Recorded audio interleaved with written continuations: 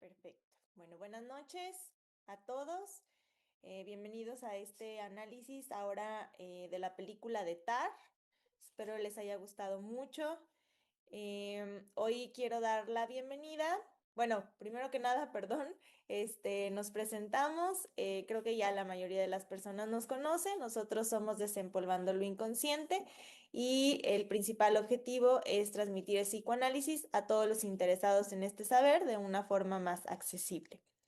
Y bueno, quiero dar la bienvenida a Emilio, que ya hace tiempo no nos acompañaba. Ay, perdón, tengo aquí a dos perritos muy molestos.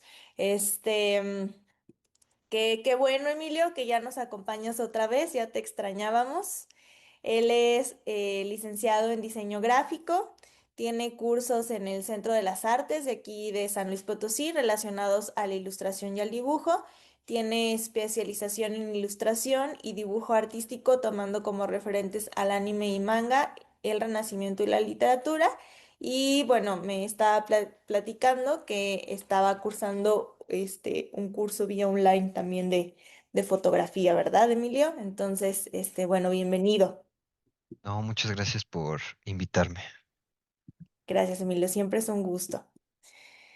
Y bueno, también a Néstor, que también ya hace tiempo no nos acompañaba Néstor, también muy contenta de que esté aquí con nosotros otra vez. Él tiene licenciatura en psicología con maestría en educación y es psicoterapeuta sistémico. Participa en talleres de creación literaria y círculos de lectura desde el 2006. Es intérprete de 14 álbumes independientes con su proyecto de música vocal experimental bajo el nombre de NP Granks y tiene textos publicados en las antologías Luna Nueva sobre Babel, Signo de Lluvia y es escritor del libro Trifónica, un poemario de haikus con temática de cantantes femeninas. También es comentarista musical en el programa radiofónico El Lado Oscuro. Gracias, Néstor, por acompañarnos. Muchas gracias, buenas noches y pues siempre un gusto Mm. participar y escuchar a los ponentes. Gracias, Néstor. Y también nos acompaña, como la mayoría de nuestros eventos especiales, el doctor Ignacio Guízar. Siempre es un honor contar con su presencia, doctor, siempre se lo digo. Él es licenciado en psicología, es maestro en teoría psicoanalítica, tiene entrenamiento en terapia sistémica de pareja y familia y en desarrollo humano y organizacional. Es psicoanalista, cantautor, docente a nivel maestría, investigador. Tiene diplomado a nivel doctorado en teoría psicoanalítica y es secretario académico en la maestría de psicoterapia psicoanalítica en el Centro de Estudios de Posgrado en Salud Mental. Gracias por estar con nosotros, doctor, otra vez. Mariana, muchas gracias por invitarme. Bienvenidos todos. Qué gusto de estar de nuevo con ustedes.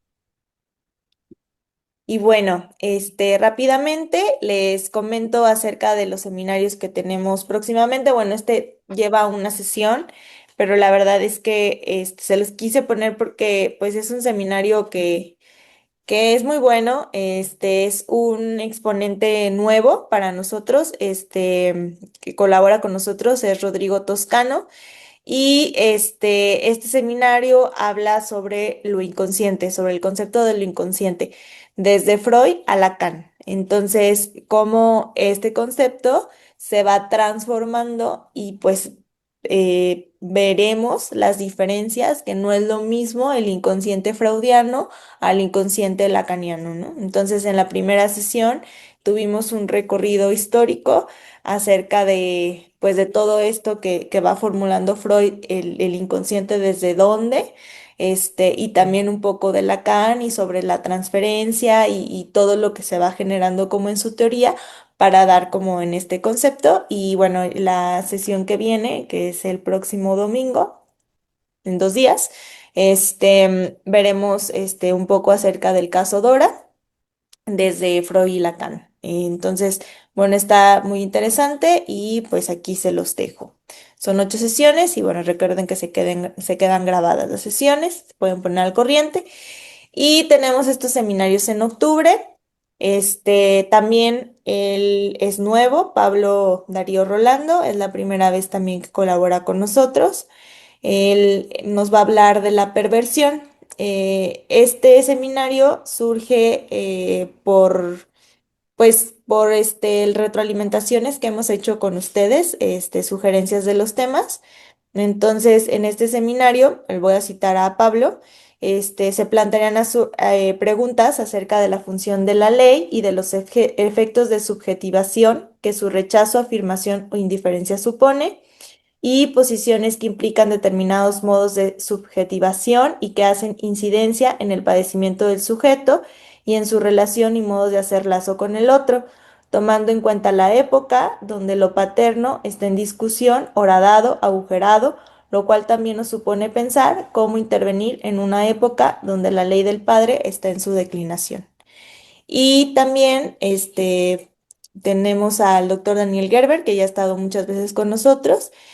Ahora nos va a hablar sobre el masoquismo y citando al doctor, vamos a distinguir el masoquismo en tanto condición del sujeto, del masoquismo como perversión, que implica una estructura específica de la articulación del deseo, el goce y la ley, y bueno, en el texto de Freud distingue tres formas de masoquismo, que es el erógeno, el moral y el femenino, y entonces intentará disipar los equívocos que pueden generar, tratando las consecuencias en la constitución del sujeto de esta posición masoquista primordial y los destinos hacia donde podrá derivar.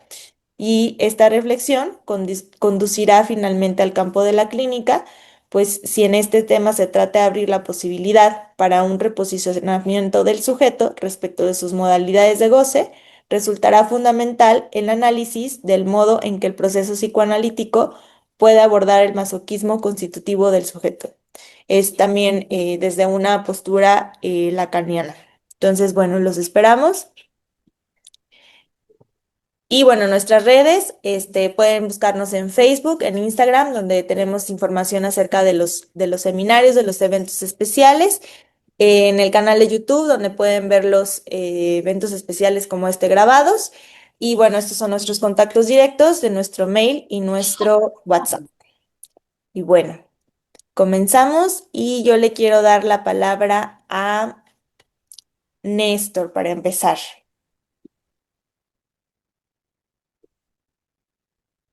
Ok, muy bien. Gracias, Mariana. Am, híjole, sí quiero empezar. No sabía nada de la película. No tenía referencias. Yo creo que fue de esas que me pasaron de noche cuando surgió, cuando se estrenó. Eh, entonces, la verdad es que quise mantenerme así. No busqué información, no procuré entrar como lo más en blanco que podía.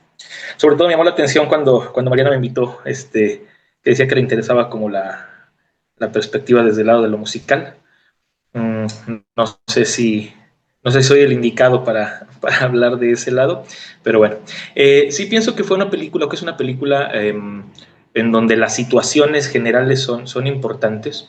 Yo siento que más allá de una historia lineal, que por supuesto la hay, pero siento que lo importante acá son esos puntos de reflexión que va mostrando la película o las diferentes situaciones que atraviesa Lidia Tar. Entonces, creo que hay muchísimos puntos de reflexión y se me hizo un poco difícil, francamente, elegir en cuáles centrarme. O sea, estoy dejando muchas cosas de lado, pero lo que más me hizo ruido fue pues, precisamente algunos aspectos relacionados con la parte musical y la manera en la que se van tejiendo, en la que el guión los va tejiendo y los va relacionando con las facetas de Lidia Tarr, al menos las que me llamaron la atención. Entonces, pues me gustaría más hablar de una que otra situación de estas que logré rescatar. Eh, y que, bueno, por supuesto, estoy haciendo un filtro quizá arbitrario, ¿no? Estoy eligiendo concentrarme voluntariamente en algunos de estos aspectos y pues voy a procurar, con conciencia de que estoy dejando de lado algunos otros, centrarme en los que, insisto, me llamaron más la atención. Eh, primero, bueno, mmm, pienso que Lidia Tar es un personaje que está diseñado, entre otras cosas, diría que para incomodar. Eh, se mueve todo el tiempo en este límite entre el genio musical y el abuso de poder. Uh, Pienso que en la superficie ella está encarnando este ideal romántico del intérprete, que con nada más levantar la batuta ordena el mundo sonoro y por supuesto le da forma hasta lo sublime, ¿no? Pero basta rascar un poquito para descubrir que esa figura de autoridad, yo diría que en la película esa figura de autoridad no es un don natural, o sea, no es una esencia intocable, sino una construcción cultural, que más adelante vamos viendo cómo se va dando, y lo veo más como un conjunto de gestos, de símbolos, de rituales, que son los que le confieren legitimidad, ¿no? Incluso podría decir que Lidia no es una genio, sino que se vuelve genio en el acto. Me explico, creo que hay mucho de reiteración performática, ¿sí? En su papel de maestro, así le llaman en la película, o de directora de orquesta. Y creo que son justo estas repeticiones, estos performances los que la van haciendo que al final devenga genio, ¿no? Cada discursos brillantes además, ¿no? Cada ensayo en donde se muestra como esta figura del dictador, cada movimiento frente a la orquesta, todo esto va repitiendo y va reforzando esa posición de poder. Pero creo que el problema es que esa performatividad se sostiene en un equilibrio que en muchos puntos es frágil. Está entre el prestigio institucional, el reconocimiento colectivo, pero por ejemplo, por tomar un punto para tratar de reforzar a lo que me refiero del problema de la performatividad. Cuando el video editado de su clase, cuando tiene este diálogo con el estudiante que argumenta que no quiere escuchar a Bach, cuando el video empieza a circular en redes, el mismo gesto que antes era autoridad intelectual, en el video descontextualizado se resignifica como intolerancia. Lo que en vivo fue todo este despliegue de control, o sea, que su contexto se lo permitía, hacer este despliegue de retórica también. En la pantalla fragmentada se convierte entonces en una prueba que acaba incriminándola.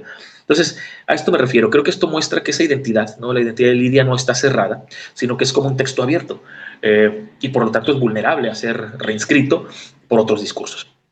Entonces, cuando todo este orden simbólico que la sostenía empieza a resquebrajarse, su genio pierde peso. Y entonces entendemos que no había una esencia estable detrás, sino todo este juego de máscaras que está sostenido por el lenguaje, por la mirada y, por supuesto, por las instituciones que lo validan, incluido el público, ¿no? Pero bueno, pienso que también lo brutal es que Lidia en todo momento intenta sostener a toda costa este yo grandioso, grandilocuente. O sea, ya está convencida de que su lugar en la historia de la música es, pues no sé si el mismo, pero al menos ella está convencida de que le pertenece junto a los grandes, junto a los compositores sobre los que ella está dirigiendo. Pero al final lo que retorna una y otra vez a lo largo de la película, y sobre todo cuando ya atendemos a las facetas de su personalidad, pues lo que va regresando una otra vez es lo que está reprimido. Son, por ejemplo, los correos de Krista, es bueno, iba a decir la sospecha, pero no, es este favoritismo que muestra cuando conoce a Olga, las tensiones con Sharon, las tensiones con la orquesta y que van creciendo poco a poco. De hecho, ahorita que mencioné a Krista, me parece que su personaje es importante porque es muestra de que lo real no necesita ser tangible en esto que estoy mencionando.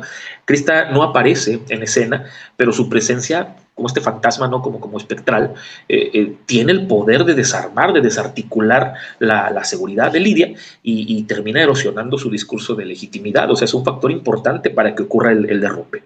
Entonces, la música, que debería ser como su refugio simbólico, se convierte en un territorio que ya está contaminado por la culpa, por la persecución fantasmática, y que termina de tronar en el ataque.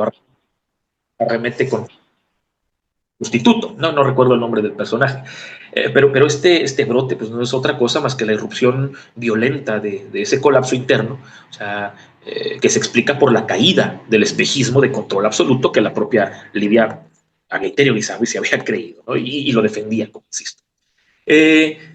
En este punto, o en este sentido, pienso que la dimensión musicológica de este colapso es crucial y creo que está muy bien representada, muy bien elegida y no se me ocurre otra vía para representarlo que Gustav Mahler.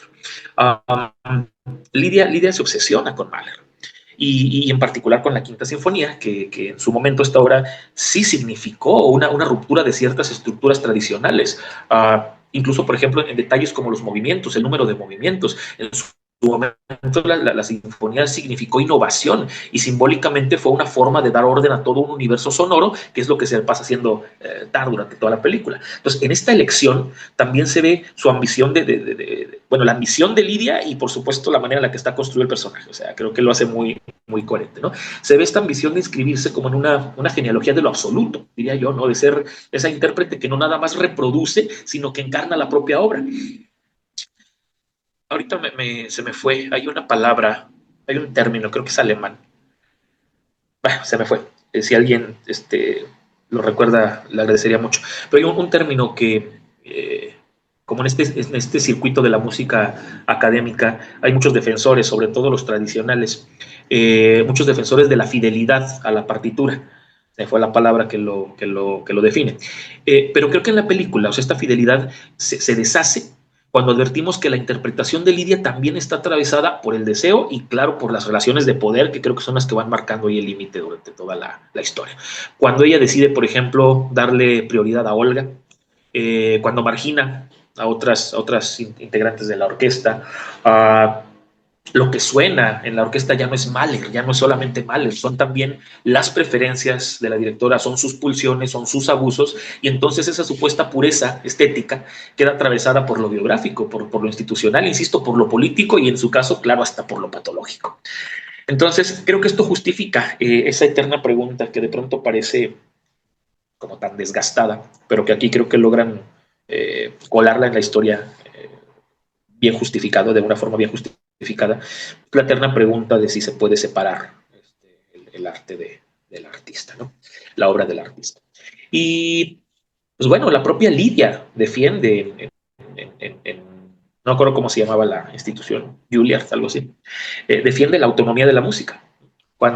Insisto, vuelvo a lo del video, cuando argumenta que Bach trasciende cualquier circunstancia personal, o sea, en todo este aleccionamiento la discusión que tiene con el estudiante. Pero su propia vida también refuta esa postura. Insisto, su interpretación de Mahler ya no puede escucharse sin el peso de sus abusos. Recuerdo también vagamente un planteamiento, no estoy seguro, creo que es de Theodor Adorno, un filósofo y musicólogo alemán, parece, de los 1950, 1960 más o menos. Pero esta afirmación, que insisto, no estoy seguro que sea de él, sostiene que las obras de arte tienen un momento de autonomía, pero nunca están desligadas de las condiciones sociales que la hicieron posible. O sea, no podemos deslindarla, ya no digamos de su contexto, sino las condiciones, las circunstancias del propio autor insisto, de su entorno social, ¿no? Entonces creo que la película lleva ese argumento un poquito al extremo, porque muestra que la música, sin todas las figuras que la median, sería una abstracción, me atrevería a decir que casi muda. Acá hay tantito en lo que pasa la pata o no sé qué es. Perdón, estoy justo Está en una avenida. musicalizando. Ya se fue. Decía, creo que es esta cuestión, ¿no? Demostrar uh, que la música, sin todas estas figuras, decía, median, es poco menos que una abstracción, que no acaba de decir todo lo que podría decir, porque esas figuras, en este caso el personaje de Lidia, siempre arrastran sus historias, sus tensiones, sus sombras, y es inevitable que la obra pues, se vaya cargando con todo eso. Y pues nada, en este sentido, el final de la película pienso que sí juega de manera muy cruel, además, con la ironía, o sea, es la ironía definitiva. A mí sí me pareció como muy fuerte en el contexto de la historia la estampa de Lidia dirigiendo un evento de cosplayers. Parece como chocar con todo lo que la precede, con todo lo que ella venía construyendo. O sea, sigue ejerciendo, ¿no? Su profesión y la sigue ejerciendo con la misma disciplina, pero algo se va, ya no está el aura, ya no está ese velo de trascendencia que le daba sentido probablemente, ¿no? A la ejecución. La batuta está ahí, los movimientos están allí, ella sigue marcando, sigue dando este orden que yo decía. Gracias, Alejandra, ya nos dijo ahí el término Berkentraue, no sé cómo se pronuncia, ¿no? Gracias, Alejandra. Está ahí, o sea, finalmente ahí está la presencia de la artista, pero el gesto pierde su carga mítica. ya no es, ya no es lo que solía ser, o sea, se vuelve un puro movimiento que sigue siendo preciso, que sigue siendo cumpliendo las normas de lo académico, de lo formal, pero ya no convoca lo sublime. Es más bien como un espectáculo hasta kitsch, ¿no? Y todo lo que parecía entonces eterno, la figura del genio, lo solemne de la tradición musical, se revela circunstancial y finito, dependiente de contextos y dependiente de los discursos que pueden colapsar de un momento a otro. Entonces, pues nada, creo que Lidia Tarr es como un recordatorio de que el arte nunca es solamente arte, que está rodeado de circunstancias, que esas circunstancias pueden ser aterradoras, y en su caso particular, pues, el aura de lo estético estaba fuertemente cimentada en las relaciones de poder que ella había construido, ¿no? Por eso la pregunta de separar la obra del artista no tiene una respuesta fácil, porque obra y artista al final están enredados en la misma red de significados. Y pues bueno, no sé, quizá lo más perturbador o lo que a mí me pareció un poquito más chocante en el buen sentido es que incluso cuando cae en desgracia, Lidia sigue siendo fascinante, porque nos obliga a reconocer que el genio no es una esencia, decía yo al inicio, ¿sí? No es parte de su naturaleza, sino es un performance constante, se va armando, se va desempeñando, se va validando y lo vamos validando, a veces sin tener idea de ese contexto o de todo lo que está detrás, pero lo vamos validando con la escucha, con la presencia, con la admiración, con la contemplación, con la discusión de las obras, y ahí hay algo de aterrador, ¿no? Y también nos recuerda, pues eso, que lo sublime puede volverse grotesco incluso en el mismo gesto que todo este tiempo lo sostenía. Eh, pues nada, yo creo que le dejo por aquí hasta allí. Si más adelante, pues ya habrá chance de platicarlo con ustedes. Por ahora hasta aquí le dejo. Muchas gracias. Gracias, Néstor. Emilio. Sí, muchas gracias. Sí se me oye, ¿verdad? Sí. Sí. Ok. Em, Creo que Néstor, mencionas algo que es muy interesante, que es lo de la figura de Krista y cómo no necesita hacerse presente físicamente para acechar a la protagonista, como lo real que acecha a la protagonista. La primera vez que vi la película, yo no, o sea, fue hace muchísimo, bueno, no muchísimo, fue hace como 2 años, yo creo. Y también, igual que Néstor, no la vi con mucha expectativa. Sin embargo, en esta ocasión, pues me tocó verla con un ojo más atento al lenguaje visual. Entonces, quiero mostrarles las cosas de las que yo me di cuenta. No sé si, creo que sí puedo compartir pantalla, ¿verdad? Sí, ya te habilité, Emilio. Gracias. A ver, permítanme.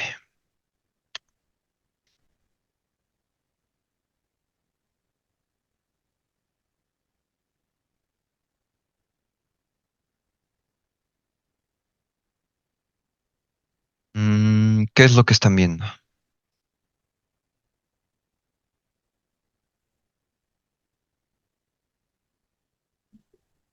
Perros de reserva. Ok, Digo, Pulp Fiction. sí. Cuando vemos una imagen, ya sea una fotografía, una ilustración, un video, una pintura, esta imagen pues está compuesta por las cosas que vemos. Y una de las reglas de la composición es que esta tiene que estar balanceada. Una vez un profesor de diseño me lo dijo como de una forma muy literal, que es que si tuvieses que poner todos los elementos en una balanza, a la hora de caer, todo se debe de sostener bien. La herramienta predilecta de muchos cineastas es la regla de los tercios, que es esta que vemos aquí. Todo tu encuadre lo divides en tres partes iguales, tanto horizontal como verticalmente. Y lo que buscas que suceda para provocar el balance es que en uno de los tercios, si sucede una cosa, en este caso tenemos la cara de Samuel L. Jackson, en el otro extremo también esté sucediendo otra cosa. En este caso, el rostro de John Travolta. Este es un ejemplo de una composición bien balanceada. Aquí tenemos otro de la película de Dune, cuando este, este personaje de Oscar Isaac, ya no recuerdo su nombre de personaje, está hablando con otro personaje. Podemos notar que em, en uno de los tercios se ubica el rostro de Oscar Isaac y en el otro tercio está la persona a la que le está hablando. A pesar de que no tienen, por ejemplo, el mismo tamaño o el mismo espacio vacío a su alrededor, se podría decir que están balanceadas, porque se usan como de una forma equitativa. No es igualitaria, pero sí es equitativa. La simetría no es obligatoria para que haya balance, como se puede ver. Lo que noté yo es que en la película de Tar hay un montón, pero un montón de espejos todo el rato. Esta es una de las primeras escenas y es cuando se está, creo que es cuando está siendo entrevistada al inicio de la película y lo que se ven es una secuencia de Lidia preparándose como si fuese Mahler. Busca un traje similar eh, y es así como que muy meticuloso. Y mientras tanto ella está posando de la misma manera en la que lo hace Mahler en una de las portadas de uno de sus álbums. Si se dan cuenta y si aplicamos esta regla, uno de los tercios está siendo ocupado por Lidia, el extremo izquierdo, pero todo el otro extremo, que es este de acá, que acabo de resaltar en rojo, está siendo ocupado por un espejo. La cuestión es que en escena comúnmente nada suele estar puesto por accidente, mucho menos cuando se trata de una producción tan grande y mucho menos cuando el símbolo que se repite es el del espejo. Lo que estoy tratando de decir es que eh, quien hace la película no puede poner por accidente el mismo símbolo varias veces. No es un accidente.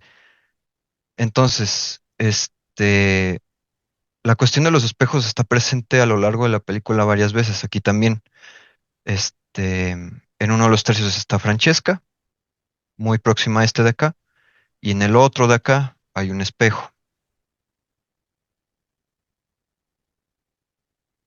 Y en esta escena, cabe aclarar que es cuando Francesca le deja el libro que le da Krista.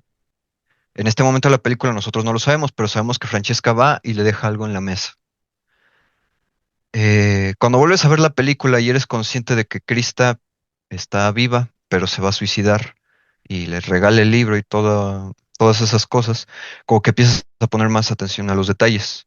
Y es que en esta escena es cuando como que la paranoia comienza a hacerse presente en el lenguaje visual, porque ya no es solo que unos espejos estén como regresándole la mirada a Lidia, sino que en esta escena no pasa absolutamente nada, no hay ningún ruido, pero Lidia se voltea, como que mira hacia atrás de ella misma, como si alguien hubiera hecho un ruido, y lo que mira es, si seguimos otra vez la regla de los tercios, en un tercio está Lidia, y en esta aquí está lo que dejó Francesca, el libro.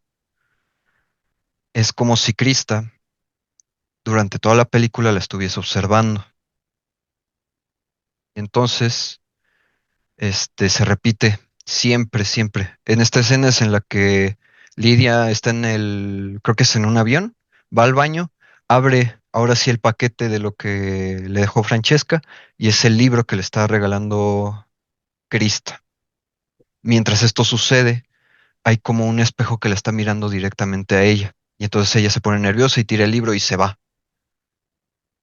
Em, y luego está esta otra escena aquí también, que es cuando llega a su casa y Sharon, su esposa, está como teniendo un ataque y le dice que no tiene sus pastillas, pero entonces como que Lidia va al baño y hace como que encuentra unas pastillas en el baño, pero en realidad vemos que las saca de la misma bolsita que ella tenía. Entonces como que le miente y mientras está mintiéndole, también hay un espejo aquí en el baño.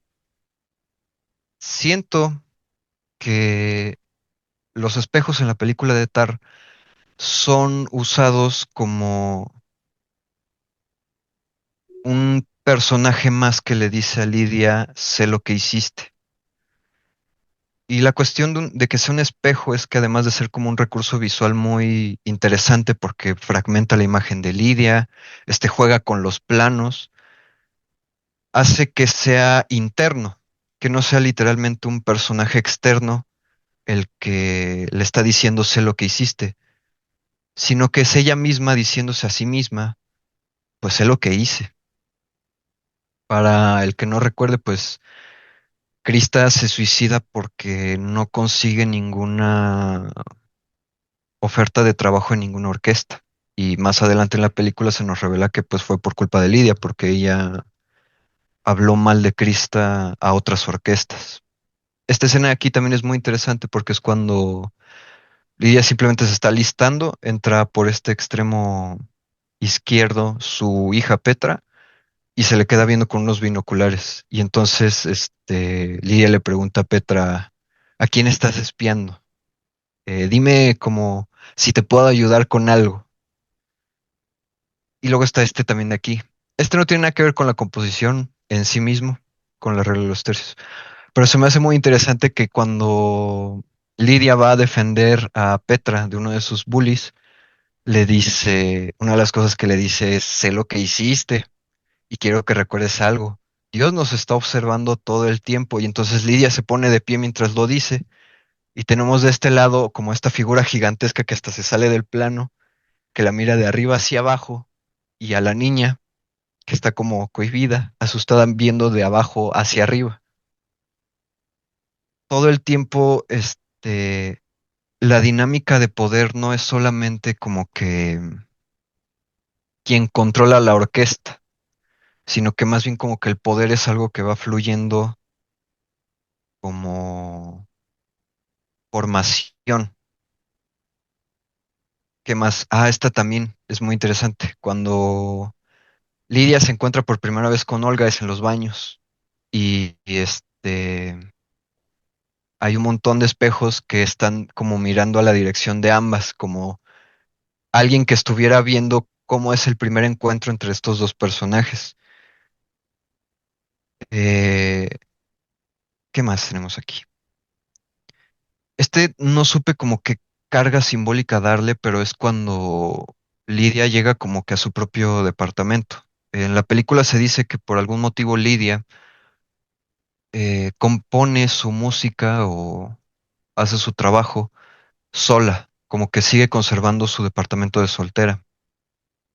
Cuando entra, lo primero que ve es este espejo. Tiene un espejo, pero su espejo está sucio. El suyo de ella está sucio. Más adelante, quien quiera puede ayudarme a dar su propia interpretación, pero de momento se me hace como interesante de rescatar. Y este también se me hizo muy interesante. Yo no me di cuenta la primera vez que vi la película, pero cuando entra a componer, pues entra aquí Lidia y saca como de su librero partituras. No me di cuenta de que aquí al fondo si hay alguien viéndola, literalmente ya. Asumo que es Krista, pero no estoy seguro por el cabello. Y cuando, o sea, y no pasa nada, o sea, solo sucede. Hasta me dio como risa de que no me di cuenta la primera vez que vi la película. Es muy sutil. Y cuando Lidia se pone a componer, primero está así como concentrada y de repente voltea a ver a la cámara, que es el mismo sitio en el que estaba como esta figura aquí. Y luego continúa tocando, como que nada pasó, como que son pequeños momentos en los que se siente observada. Bueno, aquí otra vez lo que habíamos dicho, Lidia queriendo ser vista como Mahler. Y creo que es interesante que Néstor haya mencionado eso, que es como que la encarna, porque al principio de la película, cuando está hablando en la entrevista sobre Mahler, justamente menciona lo mismo, que Mahler también tuvo como un problema de infidelidad con su pareja. Entonces no solamente lo encarna como en su música, lo encarna en todo. También está esta escena que se me hace muy interesante, que también es un momento como de paranoia en el que Lidia se despierta en la noche y escucha como el tic-tac del metrónomo. Y algo interesante de eso es que en la misma entrevista del inicio, Lidia admite que, o dice que el valor de un director de orquesta es que es quien controla el tiempo. Y al mismo tiempo en esa entrevista se usa la frase los tiempos cambian cuando habla acerca de cómo la opinión pública de la gente cambia.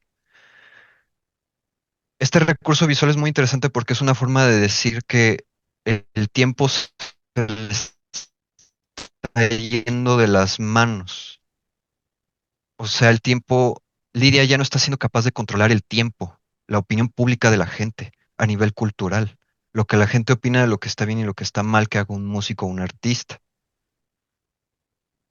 Luego está esta de aquí, que también no tiene mucho que ver con composición, sino con que cuando Lidia visita el sitio web sobre Krista, se da cuenta de que la imagen de Krista también la está mirando.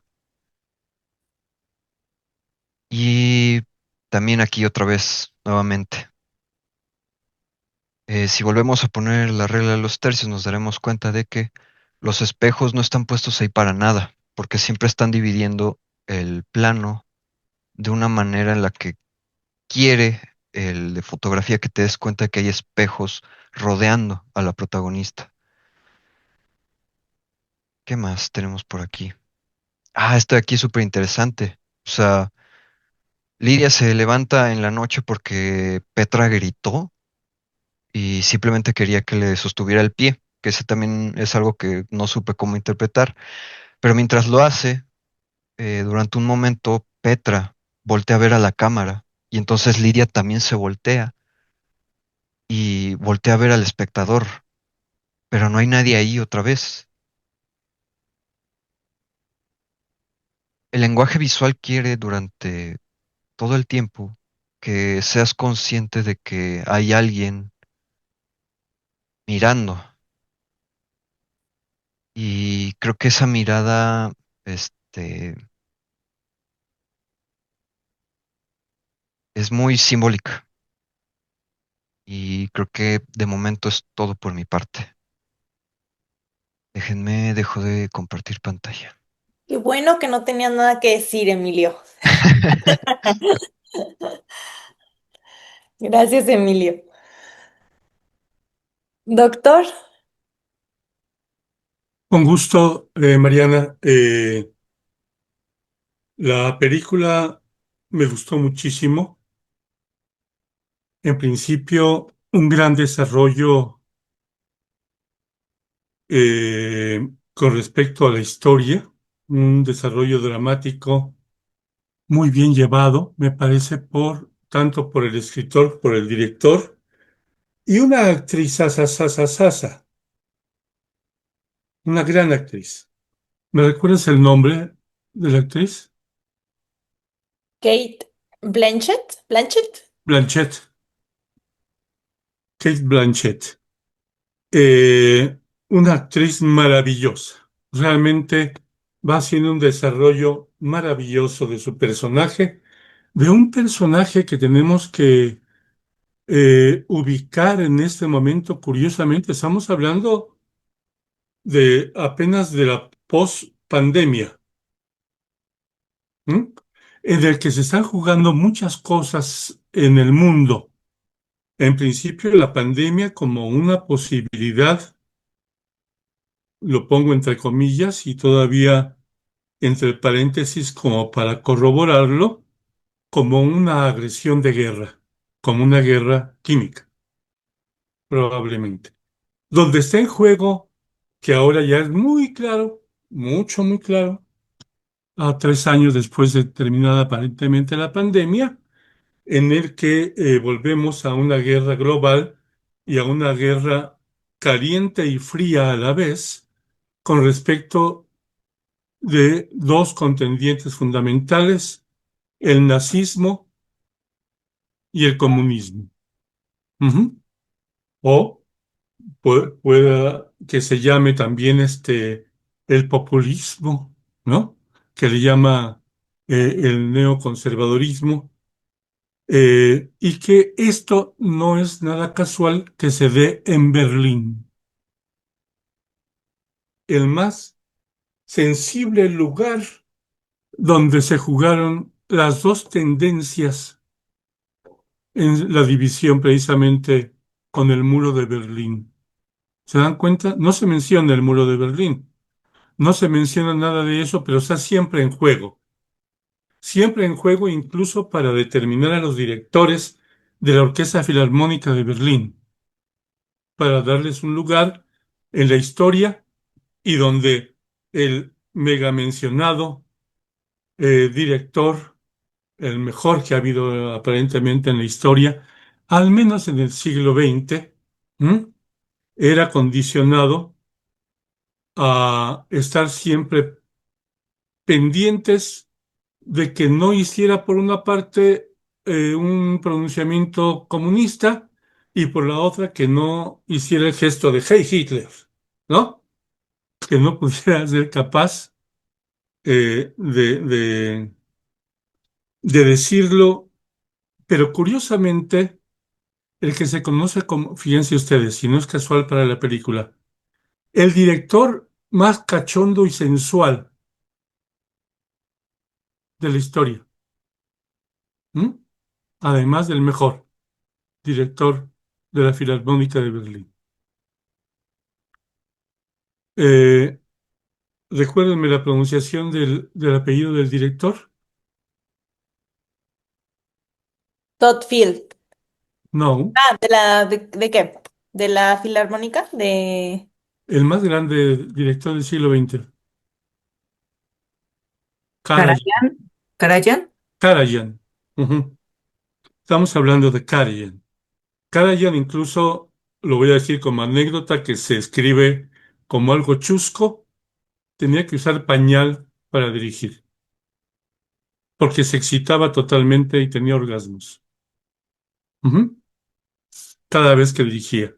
Y eso está en el texto, curiosamente, eh, de, de, eh, um, de doña Lidia Tartt, ¿no? Está siempre jugándose. Y es en un juego de una sensualidad maravillosa, jugado por la actriz, tremendamente, como lo decía Emilio, con una presencia muy fuerte, mucho, muy fuerte, ¿no? Entonces, ella está como actriz haciendo un juego maravilloso y jugándose entre el fascismo y entre el comunismo. Ujú. Está jugando sin ser propiamente de ninguna manera propuesta política, que no la hay en toda la política de la película, pero que sí comienza precisamente en la bronca que tiene Lidia con Max. Fíjense, qué curioso, la discusión sobre Bach y Beethoven. Ujú. Y Mahler, puesto ahí también como intermedio, en un momento dado, pero en donde precisamente Max llega a confesarse pansexualista. Y ella entonces, con mucho orgullo, se dice yo como lesbiana, pero entonces deja claro que prefiere a Bach como sujeto, ¿m? Como sujeto paternal, padre de 15 hijos, y lo defiende, pero la figura de Beethoven, Beethoven pronuncia, ella, eh, lo tiene como sujeto degradado. Claro, él nunca la hizo en el sentido del amor ni la sexualidad, y terminó viviendo su sexualidad como un gran borracho, refugiándose en el alcohol, ¿cierto? Y además sus padecimientos y la sordera y demás, pero termina además aceptando que la figura de Beethoven, a fin de cuentas, aunque él se ha degradado como sujeto, le parece genial a la hora de revisar sus partituras y encontrar el sentido de la escritura. Aguas con esto que es bien importante. La escritura, y para eso es bien importante los pergaminos de su propia composición y demás que aparecen en la imagen como algo muy importante, tiene que ver con lo que Lacan planteaba en la instancia de la letra, como el fundamento del significante. ¿Mm? Y por otra parte, voy a empezar ya aquí a despotricar con la perseveración de la letra en la palabra y que queda grabada en lo inconsciente más allá de la propia decisión del sujeto. Ujú. Y ella está siempre pendiente del asunto de interpretar qué quiso decir, qué quiso decir en cada parte, en cada frase, y donde se juega la posibilidad, y le dice a Max, cuando lo está bronqueando y termina prácticamente degradándolo ante sus compañeros. Ujú. Es decir, fue una lucha fálica la que hace con Max, ¿no? Que termina él diciendo, eres una hija de puta. Toma sus cosas y se va del auditorio y decide no entrar más a su clase, ¿no? ¿Por qué? Porque hicieron un duelo fálico, ahí, uno con la otra, ¿no? Uno con el otro, porque Lidia es el maestro. Lidia es el papá de Petra. Yo soy el padre de Petra, le dice a la niña en la escuela. Es decir, asume el papel de padre, de maestro, incluso cuando la entrevista cuestiona la posibilidad de que si entonces a una astronauta tendría que decirle astronáutica o no recuerdo bien el término que dice, pero que entonces sería ridículo feminizar el nombre. Tiene que ser, si tiene la autoridad, el nombre correcto como está. Como hoy diríamos, si se trata entonces de la posibilidad de que se presente como masculino, a pesar de que ni siquiera es masculino ni femenino el nombre de presidente, porque es una función, es quien preside, no se puede decir presidenta. Ahora ya la academia lo aceptó, y lo aceptó precisamente por nuestra presidenta, ¿no? Entonces también se puede ser una función femenina, presidentar, ¿no? Podríamos decir en un momento dado el término, pero acá, en ese sentido, Lidia está en el plan de jugar el papel masculino. Estábamos hablando de la pereversión,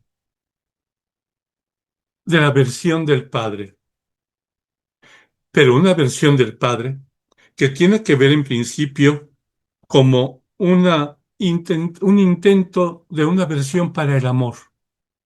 Y está dada al amor, de la música y de la conquista, como cualquier macho, como cualquier don Juan.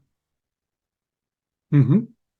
Y entonces, los problemas que genera tienen que ver también, ya se dijo por ahí el planteamiento, por sus abusos.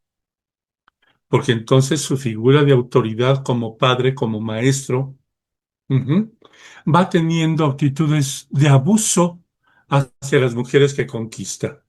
Porque además las seduce no en función precisamente eh, de un planteamiento, yo te voy a buscar a jugar, sino que busca que la busque. Aquí se juega como objeto. Aquí ya no solamente es la versión del padre, por si pensamos en la pereversión, estaríamos pensando en la posibilidad de imitar fálicamente la función paterna.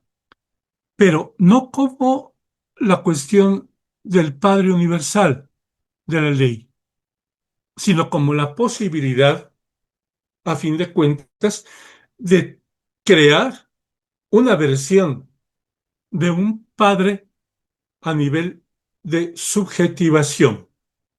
Ella se inventa su lugar de padre. La ven desde un principio, siempre su vestimenta es de un traje varonil, con toques muy femeninos, porque luego también es muy femenina, ¿sí? Pero siempre es de traje y zapato de varón. Ujú. Entonces, ella está jugando ese lugar de poder, pero ya cuando se trata de jugar también como objeto de lo sexual, ya es entrar a la cuestión de la instancia de la letra en que su lugar tiene que penetrar en el inconsciente de la conquistada. Y ahí es un abuso. Ya estamos hablando de otro término fundamental tratado por Lacan que se llama perescevere, que tiene dos posibilidades de interpretación. Un padre severo, y ella juega el lugar de un padre severo, tanto que es capaz de correr a Sebastián de una manera desastrosa, sin pensar en todo lo que ha hecho el hombre, y además le dice pendejo. Pendejo quiere decir que pende, quiere decir flácido, quiere decir impotente. Y le dice, es que tu servilismo, es que tu manera de actuar aquí ha sido precisamente algo que no te permite ser director titular de ninguna orquesta, por eso te tienes que ir. Pero todo ha sido porque le incomodó su crítica. Crítica que además es interesantísimo cómo se presenta en la escena. Él va y se hinca ante ella para decirle, es que, ay, el oboe del lado izquierdo suena muy fuerte, hay que bajarlo. Ella, en función de lo que siente, que interpreta al pie de la letra de Mahler, tiene que defender su propuesta como directora. ¿Por qué tendría que llegar incluso a terminarlo de castrar? Es una venganza cruel de un padre severo, de una paternidad severa. Ujú.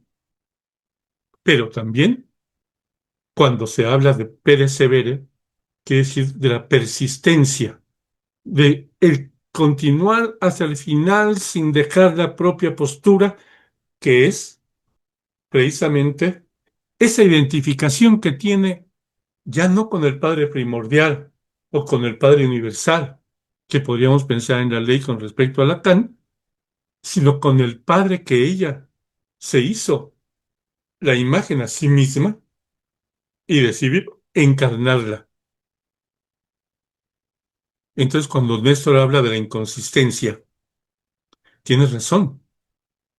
Obviamente hay algo ahí que no encaja y al final termina siendo su propia trampa, la propia trampa que va a destruirla.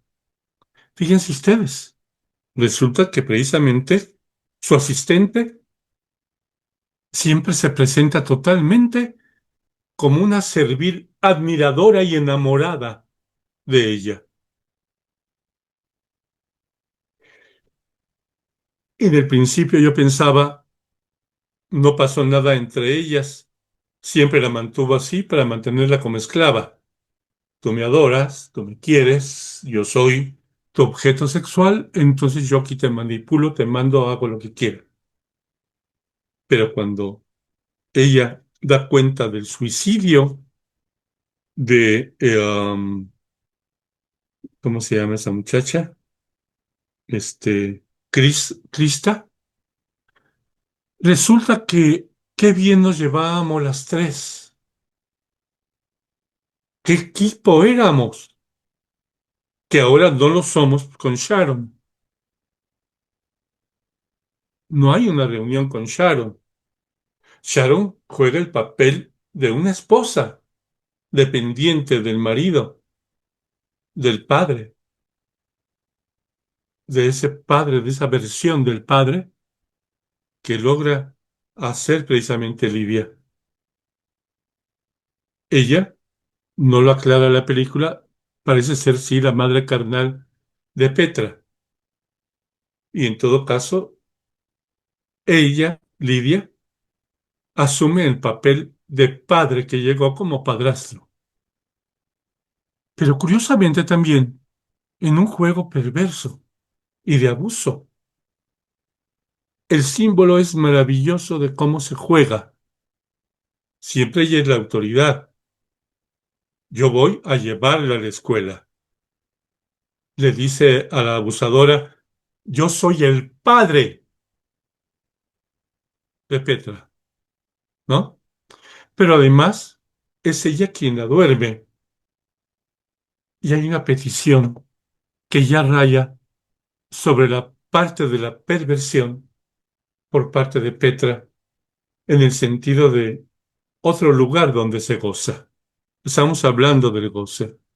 Hay dos escenas al respecto, en una en que no se ve muy claro, solo la última escena cuando se despide es acaríciame el pie, gozar en el pie,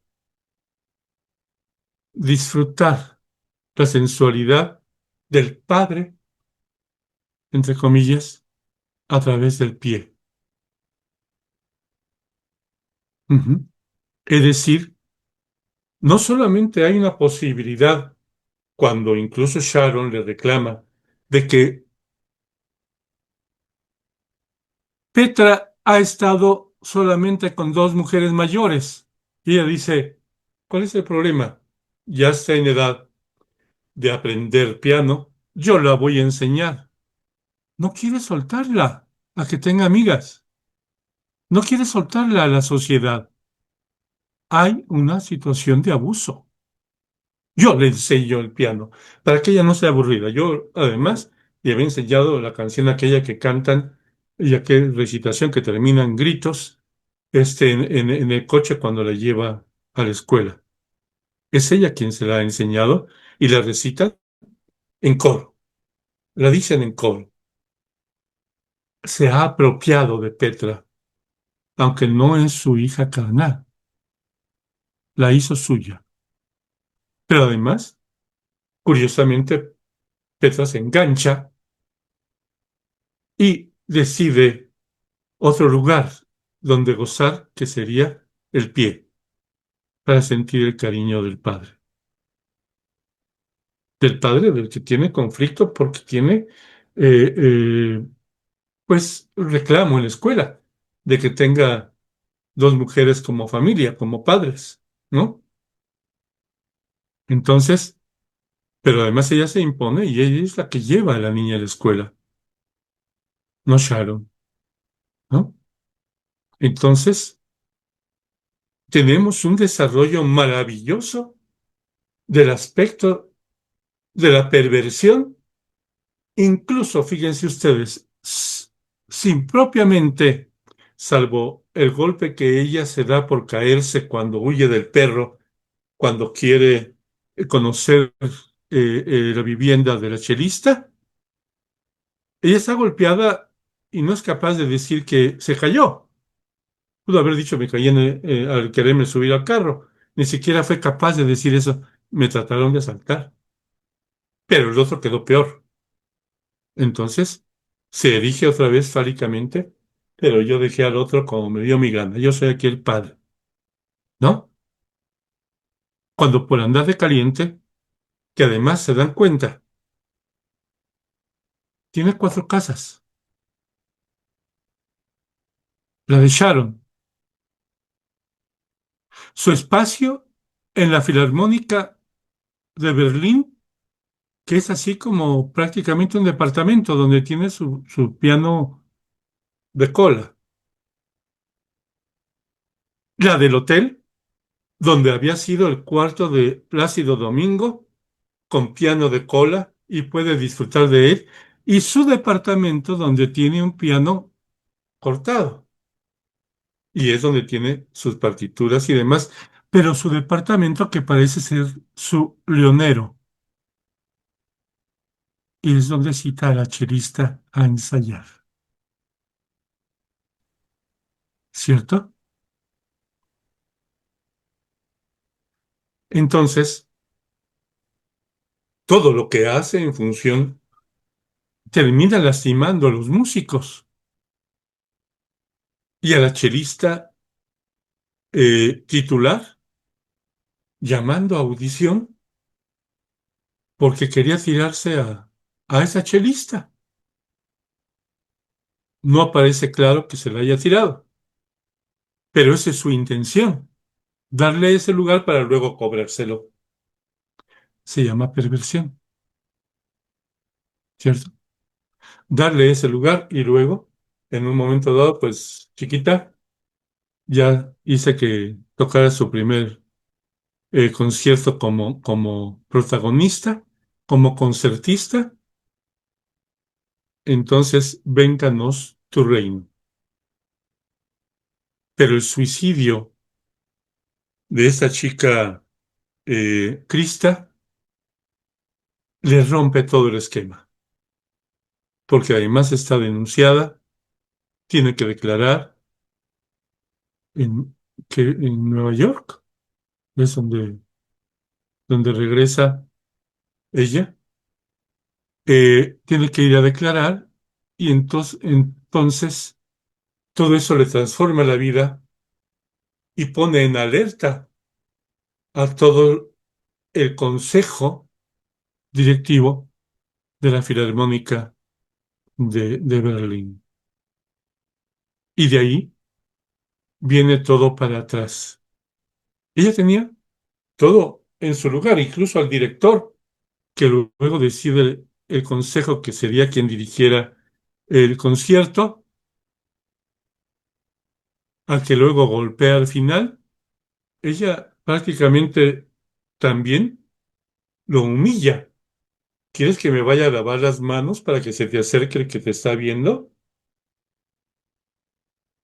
Él muy claramente le dice, no, no te lo perdonaría nunca, no te muevas de ahí. Pero le está hablando de su castración y de su condición homosexual, como un, si quieres, pues yo me retiro para que tú puedas vivir tu vida, pero no me vengas a pedir consejo de cómo hacer las direcciones de tus obras, porque no quiero que me imites. Yo sigo siendo el rey, yo sigo siendo el padre, hoy día, de la Filarmónica de Berlín, siguiendo la línea de Karajan. No se lo dice así, pero está la insinuación ahí puesta. Yo soy ahora la Karajan de este momento histórico de la Filarmónica de Berlín. Entonces se presentan esos dos aspectos. No quisiera abundar más para dejar algo para las preguntas y la participación de los participantes para decir, está el asunto de la perversión, que eso todo lo podemos vivir. Todos en nuestra subjetividad podemos, a fin de cuentas, imitar la función del padre, hombres y mujeres, sin ningún pensar que pudiera haber un asunto, digamos, malicioso.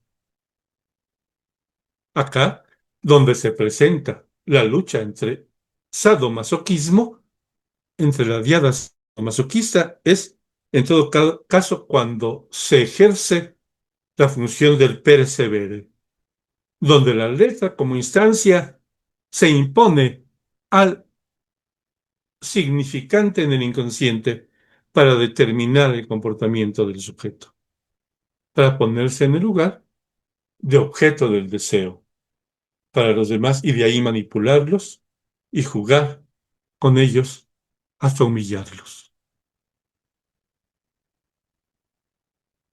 Dejo por aquí mi participación. Gracias, doctor. ¿Alguien quiere participar, tener un comentario o una pregunta?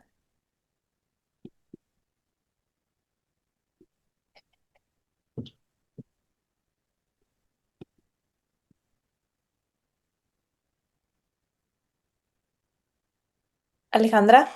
Buenas noches. Muchísimas gracias a los tres ponentes. Excelente su perspectiva. Para mí es algo novedoso verlo desde esa perspectiva, desde las dos primeras perspectivas a tomar en cuenta. Increíble, yo quedé fascinadísima y ni hablar con el maestro Guizar, ¿no? Increíble esta interpretación de la película. Y bueno, yo me relaciono más con la música, ¿no? En este caso.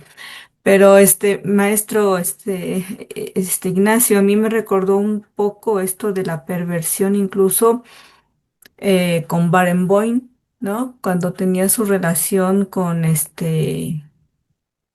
Jacqueline Dupré, ¿no? Esta chelista, fantástica también, y que fue muy criticado en los últimos días de Dupré por esta enfermedad terrible, ¿no? Que era esclerosis, la que ella tuvo, y el poder también que ejercía ahí también me hizo recordar esta dirección. Pero increíblemente también en cuanto a la película, se me hace también una forma de interpretar tantos escenarios, tanto en la historia, ¿no? Cómo es atravesado en estos momentos y bueno, no tengo más que agradecer todo esto, ¿no? Ay, da mucho que tela de dónde cortar, ¿no? Muchísimas gracias a todos. Gracias, Alejandra. Gracias, Alejandra.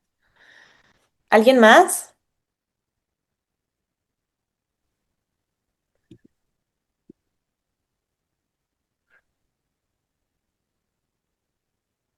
¿Emilio?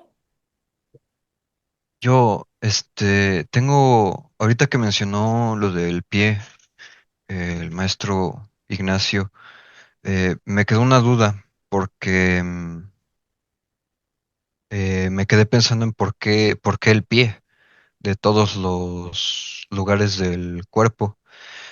Y la pregunto porque recordé que al inicio de la película, cuando está el monólogo de el entrevistador que luego entrevista a Lidia sobre lo maravillosa que es Lidia, hay una secuencia en la que Lidia está escogiendo qué partitura de todos los músicos va a tocar y las está escogiendo con el pie. Y me acuerdo que quien termina por escoger la partitura de Mahler, la Quinta Sinfonía, es Petra. Y no sé si ahí haya algo o por qué, o a lo mejor solo estoy conectando dos cosas que no tienen nada que ver. Qué bonito momento, Emilio, porque curiosamente es la unión de dos pies, como hiciéramos el pacto de, hey, chócala con la mano. Es el otro pie, la que dice, sí, es este disco. Sí, sí, sí, es verdad, o sea, no, o sea, ahorita que lo mencionó fue cuando me di cuenta y tienes razón.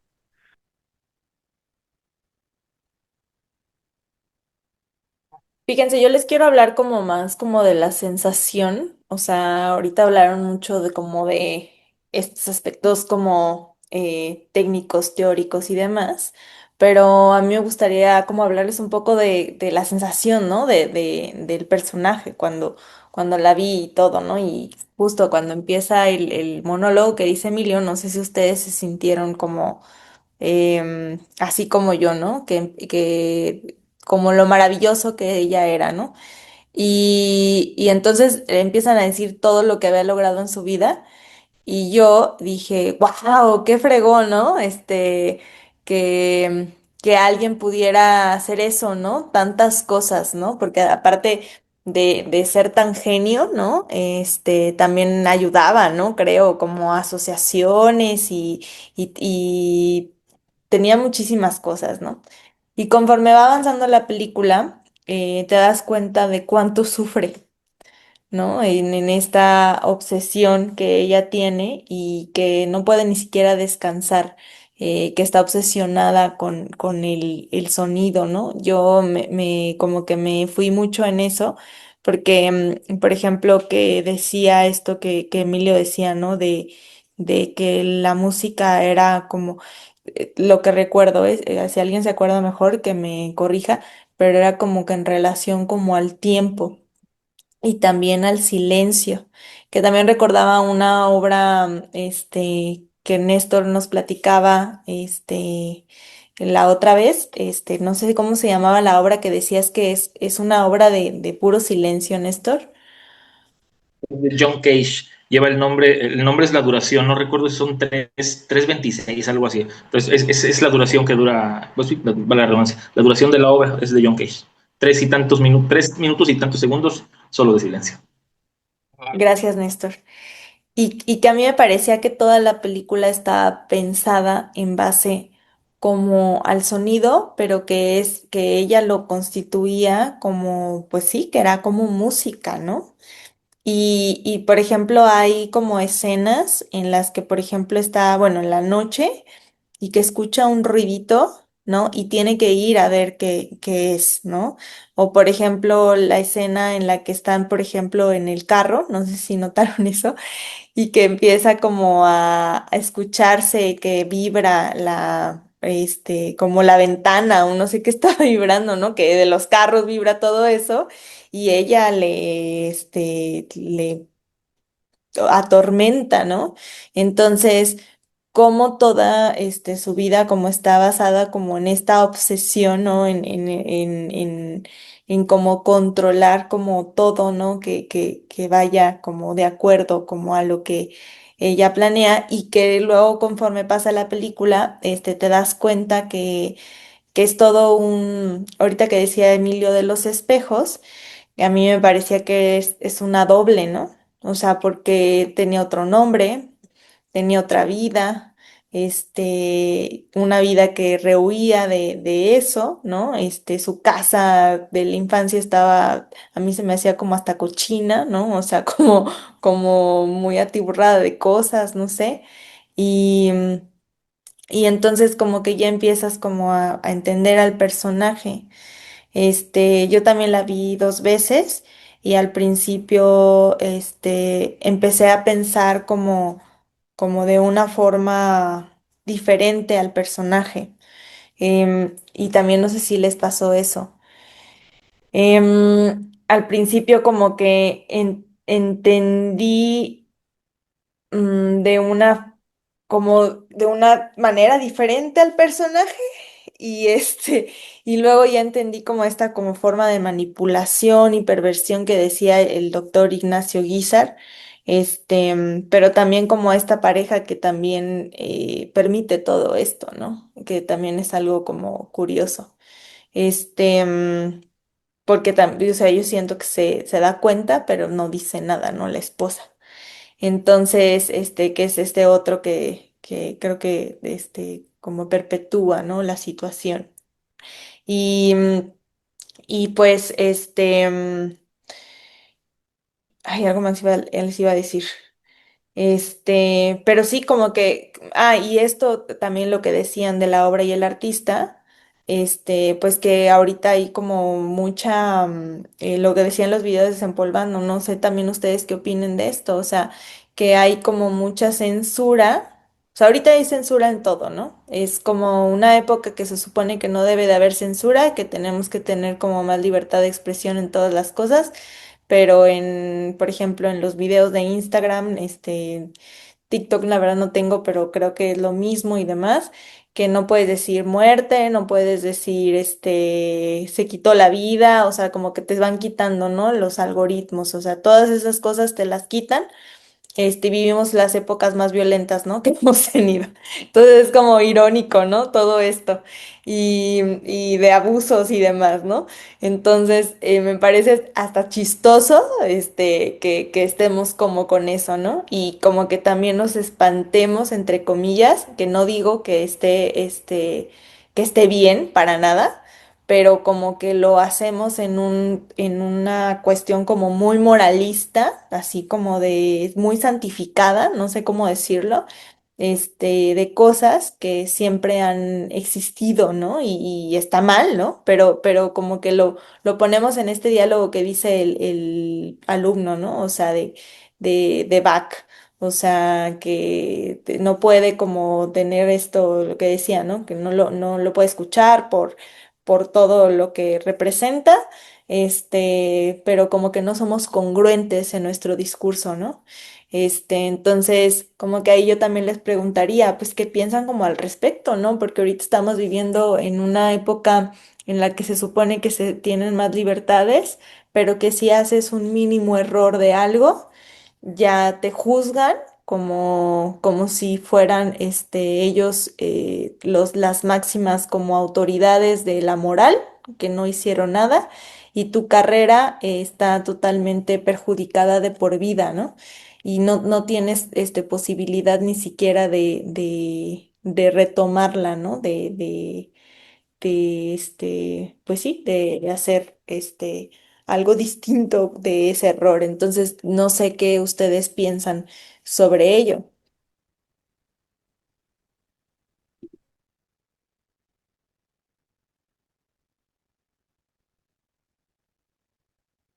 Doctor, Sí, quisiera que se animaran también los demás para hablar de esto, pero estamos viviendo un momento histórico que no esperábamos que existiera. Hablaba yo de lo que se está tratando en el fondo de la película, que es la lucha entre el fascismo y el comunismo. Ahora ya no es entre el fascismo y el comunismo, sino entre bloques económicos capitalistas, curiosamente, ¿no? Ya ni siquiera propiamente, aunque China interiormente sea comunista, exteriormente es capitalista total y absolutamente, muy, muy capitalizada. Y acabamos de ver la incursión del bloque asiático, encabezado por cuatro naciones: China, India, Corea del Norte y Rusia, pero que embarca a 24 países, creo, en una reunión donde acaban de hacer el pacto económico, donde pueden intercambiar todo su comercio y en el que deja temblando al imperio anglosajón, europeo y anglosajón. Pero esto no sucedió de la noche a la mañana. La guerra de Ucrania resulta, y por eso nos invade toda la censura que tú nos estás hablando, Mariana. La guerra de Ucrania suponía la posibilidad de rendir a Rusia, capitalista. Rusia no es comunista. Eh, Simplemente porque estaba creciendo y pudiera en un momento dado tener una influencia sobre Europa. Pero Europa era un peligro también para Estados Unidos porque estaba creciendo en la Unión Europea y se había convertido en una nueva potencia todo lo que era la Unión Europea. Habían logrado en 40 años una maravilla de crecimiento económico. Pero parece que los anglosajones, ya ves que primero se separa de la Unión Europea Inglaterra, y parece que acuerdan, estoy pensando, estoy diciéndolo entre comillas, Inglaterra, Estados Unidos y probablemente Rusia, destruir a Europa. Y la han destruido. Ya la echaron abajo económicamente. Volvió a ser lo que era antes de hace 40 años. Quebrada.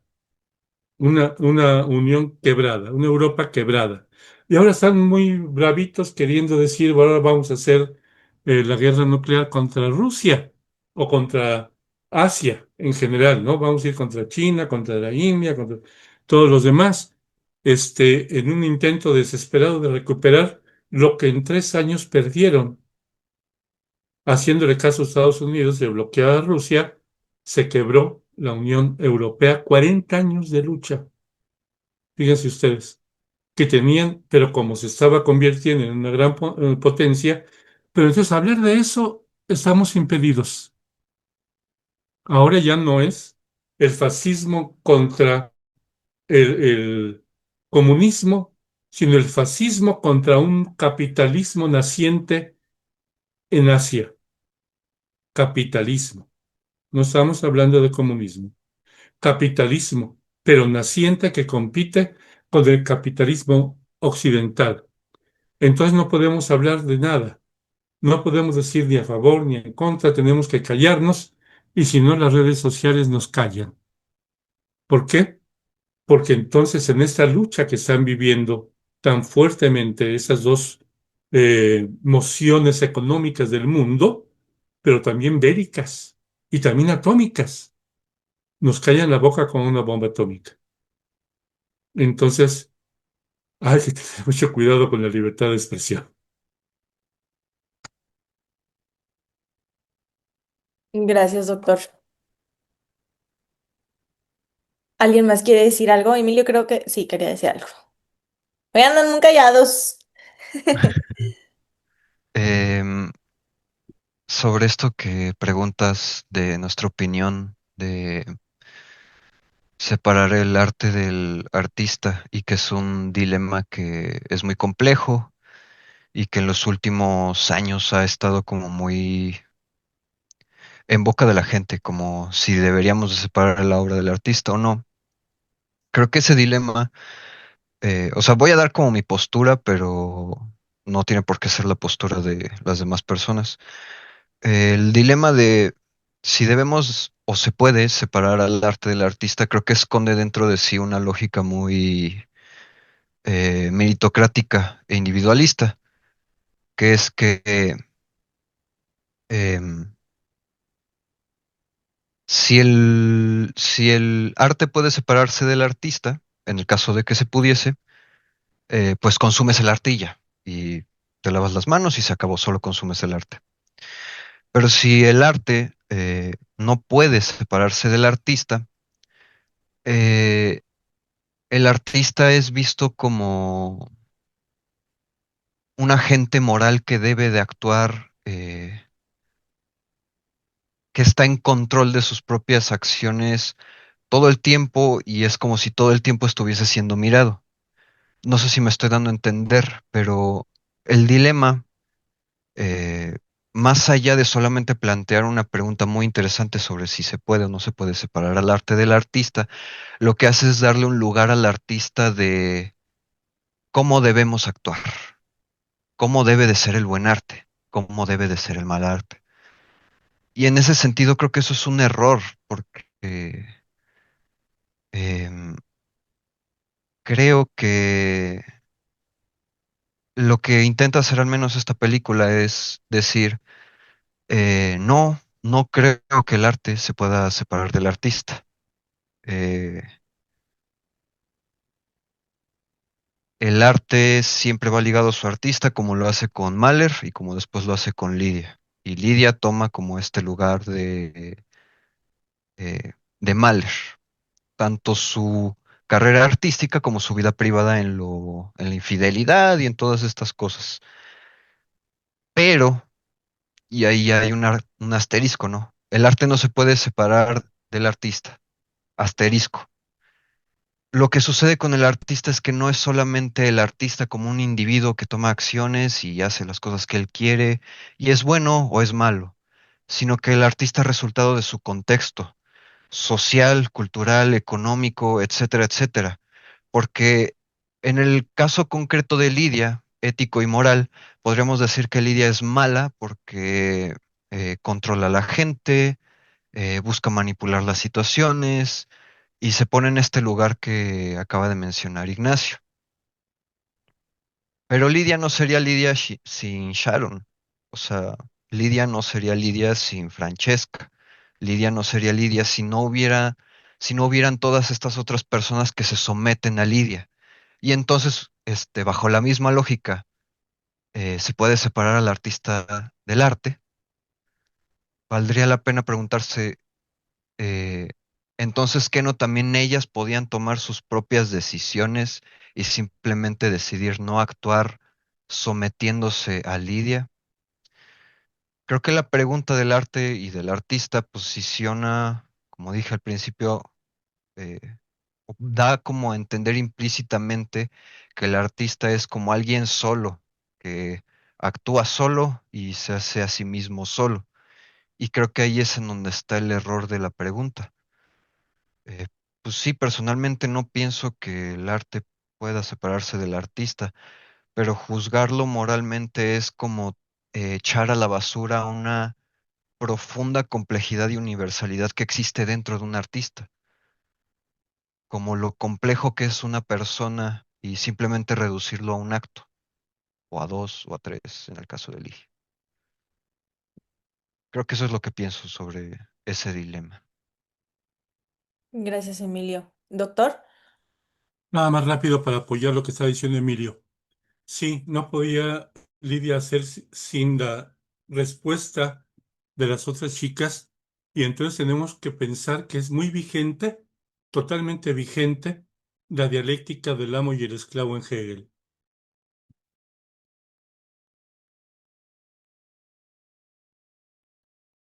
Néstor, ¿quieres decir algo?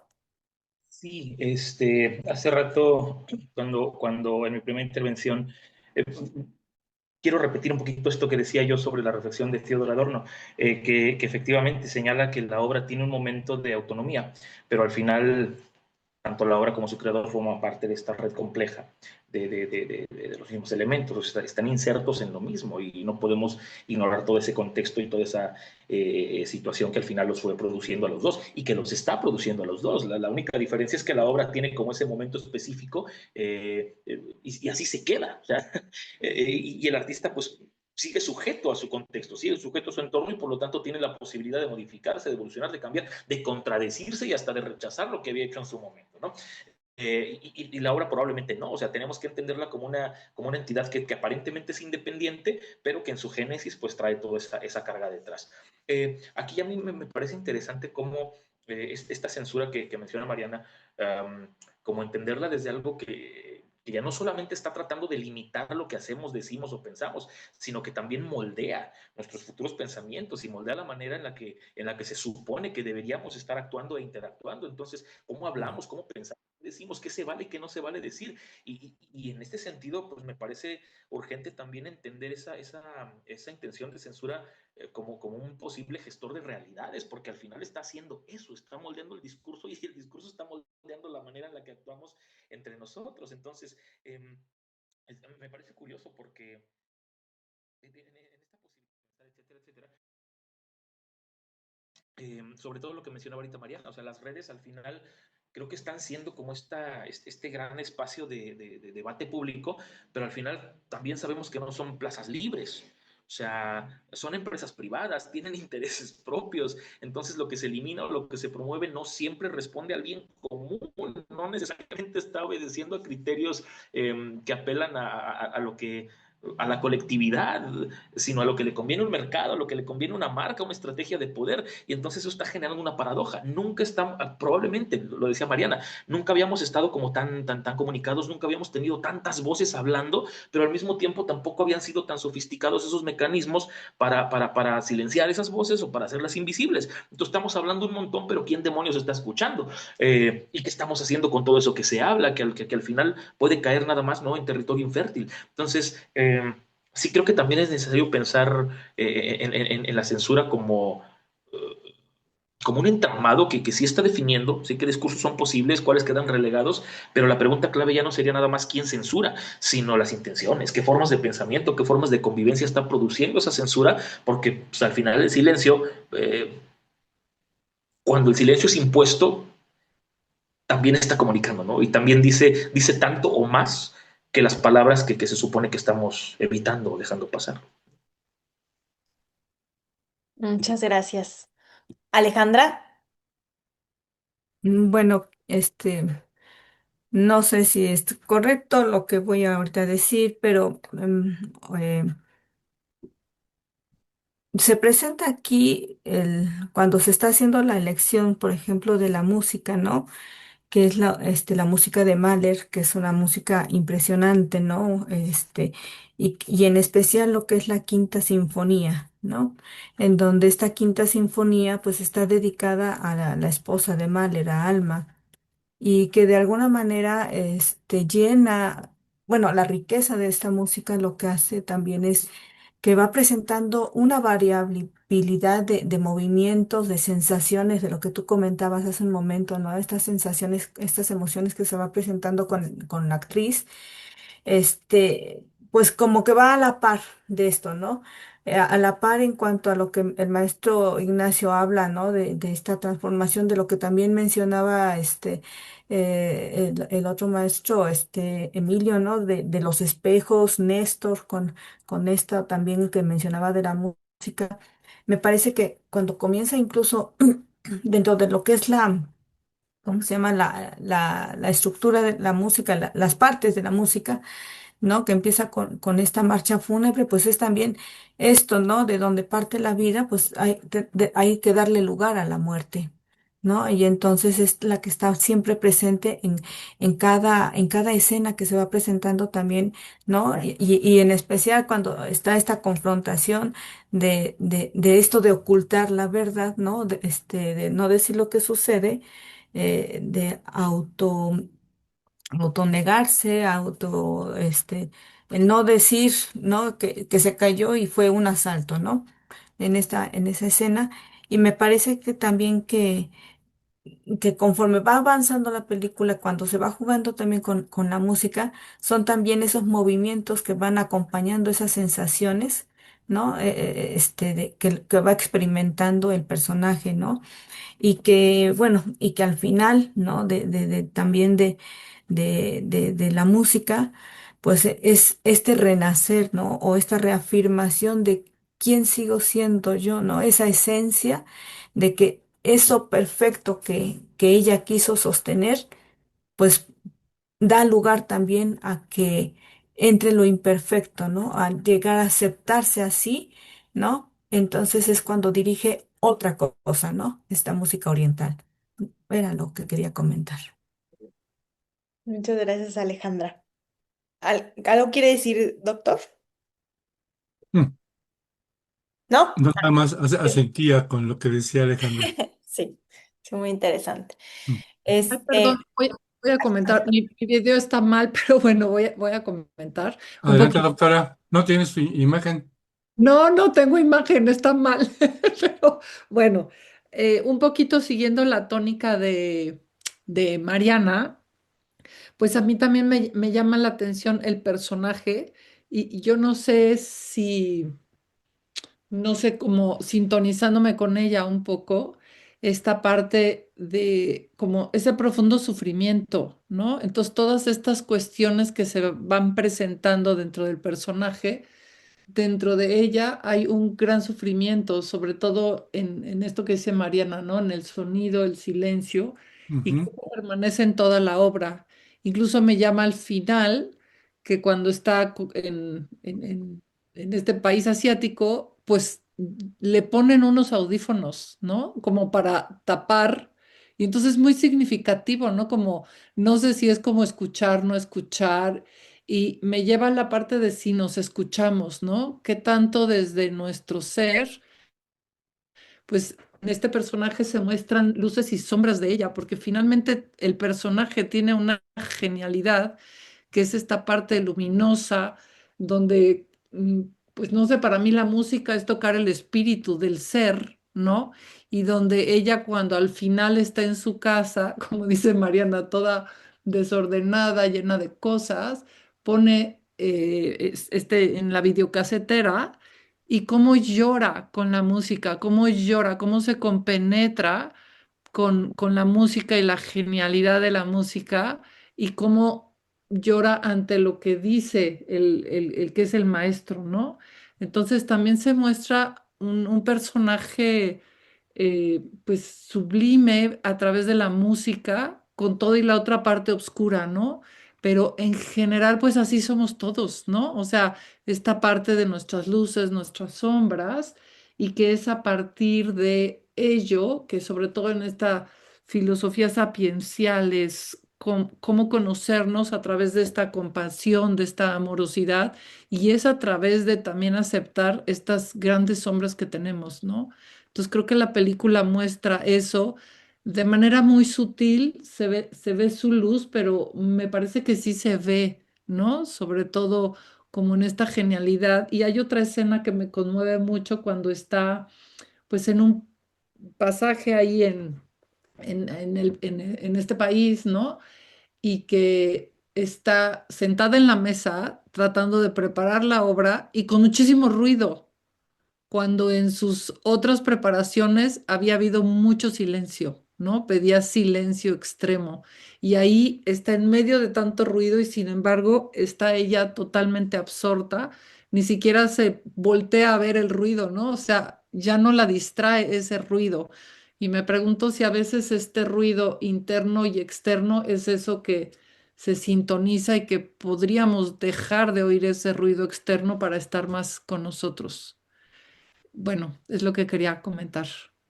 Gracias, Alejandra. De hecho, me hiciste recordar la escena en justo esto que hablas, ¿no? De que todos tenemos nuestra luz y nuestras sombras y cómo, pues cómo como personaje se va transformando, ¿no? En la narrativa de la película. Y cómo vemos que ciertas cosas era como de cierta manera como insensible, pero cuando ya está en no sé en qué país, y que entra a esta casa para que le den un masaje y que tiene que elegir a la niña o chava que le dé el masaje, ella le da mucha angustia y hasta vomita, ¿no? Se tiene que ir de ahí rapidísimo. Entonces, como algo que ella hacía con esta naturalidad, ya después de ese evento, ella ya no lo puede hacer, ¿no? Entonces, este, justo es esto, ¿no? Eh, no justificamos las acciones que el otro puede tener, ¿no? Pero sí creo que a veces podemos ser muy rudos o muy planos en juzgar al otro, bajo una pantalla, bajo una figura pública de lo que sabemos, pero no vemos todo este contexto detrás, ¿no? Entonces, que sí tenemos que ser como muy cuidadosos en la forma en la que hacemos todos estos movimientos, ¿no? Porque no sabemos toda la historia, ¿no? O la verdad, también la verdad, cómo puede ser contada, ¿no? Entonces, sí, Margarita. Sí, pues a mí lo que me deja esta escena que están ustedes ahorita comentando que está en otro país, como la reconstitución de la conquistadora, o sea, que ya en su medio que ella controlaba, que manejaba, pues se le derrumbó a partir de la acusación que tiene de verse involucrada en el suicidio de esta muchacha, y bueno, ella va, o sea, como al sacrificio, pero a conquistar otro lugar, ¿no? Y se ve, o sea, que nuevamente está delante de los alumnos y vuelve a tomar como la consigna de que ahora vuelvo a decir mi discurso, mis reglas y todos me van a volver a escucharme. Entonces, a mí realmente esa escena me dio terror, ¿no? Así como que, ay, no puede ser, ¿no? O sea, que anda siguiendo ese papel, pues, ¿no? O sea, el que la hace fuerte, el que la hace poderosa y que es capaz de sacrificar cualquier cosa, pues, ¿no? Esa es la impresión que me dejó ese viaje en Tailandia. ¿Los cuánto? Gracias, Maggie. Fíjate que a mí me dio lástima. Yo sentí así como, no lástima por ella, sino como en en contexto, porque pues a fin de cuentas, pues de cierta manera como que se merece el castigo, ¿no? O sea, de todo lo que hace, ¿no? De todo lo que pasó. Pero sentí así como pues que va como que sí se trata de sostener como ante lo que le está pasando, pero en un lugar que siento que es como odioso para ella, ¿no? Porque como que siento que representa como todo lo que ella no quiere, ¿no? O sea, todo el ruido, toda la sociedad, una música que es así de fantasía. Y que como dice, güey, ya no tengo nada que perder, entonces ya así como que me sostengo como aquí, ¿no? Pero que ya, o sea, siento que como que está en las últimas, ¿no? Así, entonces sentí así como, híjole, qué gacho, o sea, que te pase eso. O sea, eso sentí al último. ¿Algo ibas a decir, Néstor? Sí, qué curioso. Yo también pienso, a mí también me hizo sentir lo mismo que comentas, Mariana. A mí se me hizo una escena muy cruel, lo decía yo al inicio. Eh, Sin embargo, ahorita que escucho esta perspectiva que comenta Margarita, ¿sí, verdad? Me viene también a la mente esta cuestión digo, lo que hemos estado platicando acerca de esta costumbre, ¿no? Del abuso del poder, etcétera, etcétera, y cómo viene finalmente a invadir, diría yo, o sea, intentar conquistar un territorio que va totalmente ajeno a sus intereses, totalmente ajeno a todo ese personaje que construyó, pero se va finalmente a otro territorio que es posibilidad de conquista y que por lo tanto también ofrece otros retos, ofrece otra forma de hacerse notar, otra forma de hacerse escuchar, y donde posiblemente no representaba nada porque había estado enfocada todo el tiempo a la vida académica, viene un territorio distinto y radicalmente distinto. O sea, quizás las técnicas, las estrategias, lo que se valora en el territorio de la cultura pop es completamente diferente a lo de la cultura académica, y ahí está efectivamente, ¿no? O sea, con ese grado de confianza y de decir, aquí también voy a iniciar como estas posibilidades de conquista. No lo había visto así, pero efectivamente también es aterradora. A mí también me dio como más lástima, como esta sensación de chinque gacho, pero en efecto, o sea, también abre esta otra posibilidad de decir, vengo también y lo puedo repetir acá.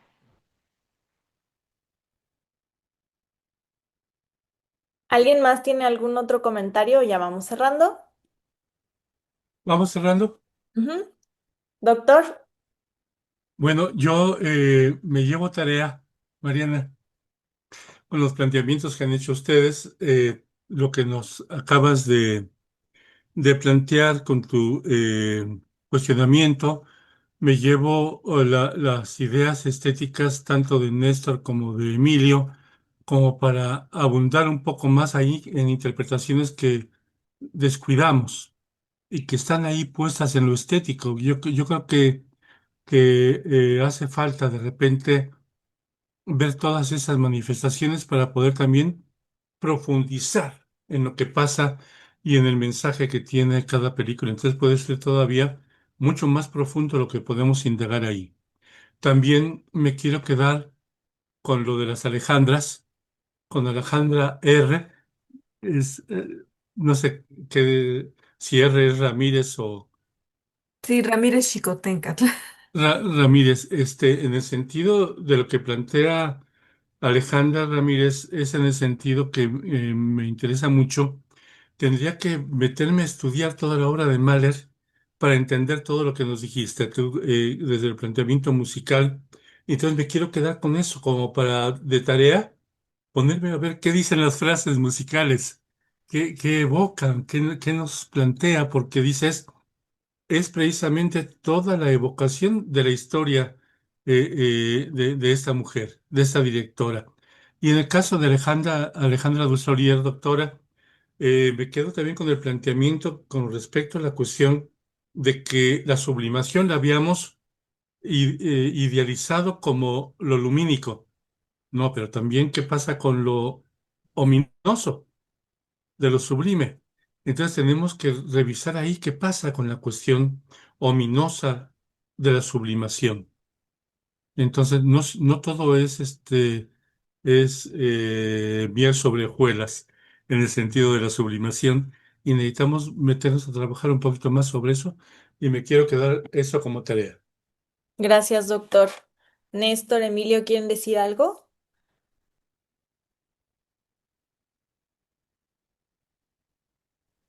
Pues yo nada más vuelvo a agradecer y, pues me uno a lo que comentaba ahorita Ignacio.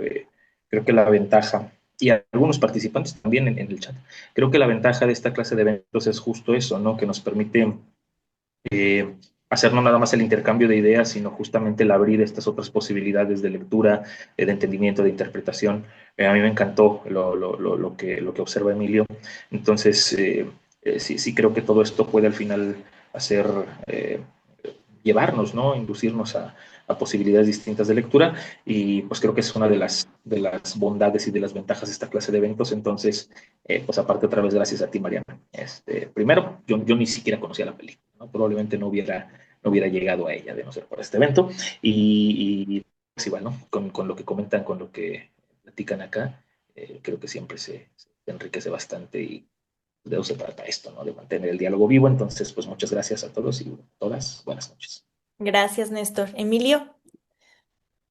No, pues también muchas gracias por volver a invitar. Creo que yo con lo que me quedo, además de también mucha tarea, sí intenté escuchar lo más que pude de la obra de Mahler, de la Quinta Sinfonía, pero estaba larga y no terminé. Es que creo que el dilema de separar otra vez al arte del artista es muy interesante y muy complejo. Yo el dilema lo situaría más bien como, y creo que es lo que trata de decir la película, y de dónde separas al artista. Separas al artista de su grupo, de su sociedad, de su economía, de su país, de su cultura, o no lo haces. Entonces, creo que esa es una pregunta aún más importante sobre si deberíamos de separar al arte del artista.